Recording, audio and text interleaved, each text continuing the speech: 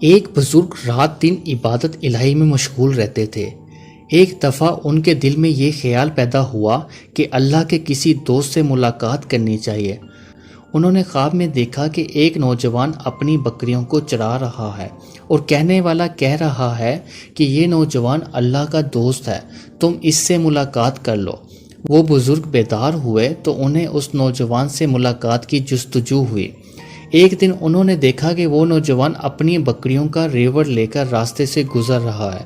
وہ بزرگ اس نوجوان سے مل کر بہت خوش ہوئے اور فرمانے لگے کہ میں چند دن آپ کے گھر مہمان بن کر رہنا چاہتا ہوں۔ نوجوان بھی خوشی کا اظہار کیا اور اس بزرگ کو اپنے گھر لے آیا۔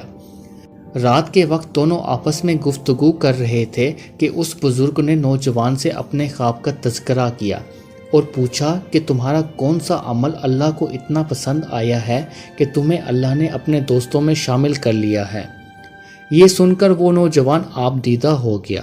پھر اس نے قریب کا کمرہ کھول کر دکھایا کہ اس میں 2 مسخ شدہ چہرے والے انسان بندھے ہوئے تھے۔ وہ بزرگ حیرت زدہ رہ گئے اور پوچھنے لگے کہ یہ کیا ماجرا ہے۔ نوجوان نے کہا یہ میرے غافل اور گناہ گار والدین ہیں۔ ایک دفعہ انہوں نے اللہ کی شان میں ایسی گستاخی کی کہ اللہ تعالیٰ نے ان کے چہرے مسخ کر دیے۔ میں سارا دن بکریوں کا ریوڑ چڑھاتا ہوں اور جب گھر واپس آتا ہوں تو والدین کو پہلے کھانا کھلاتا ہوں، بعد میں خود کھاتا ہوں۔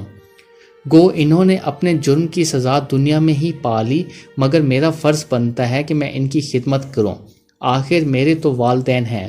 وہ بزرگ حیران ہوئے۔ انہوں نے نوجوان کو سینے سے لگا کر کہا کہ ہم نے ساری رات عبادت کی اور سارا دن روزہ رکھا، مگر اس مقام تک نہ پہنچ سکے جس مقام پر آپ کو والدین کے ادب اور ان کی خدمت کی وجہ سے پہنچنا نصیب ہوا۔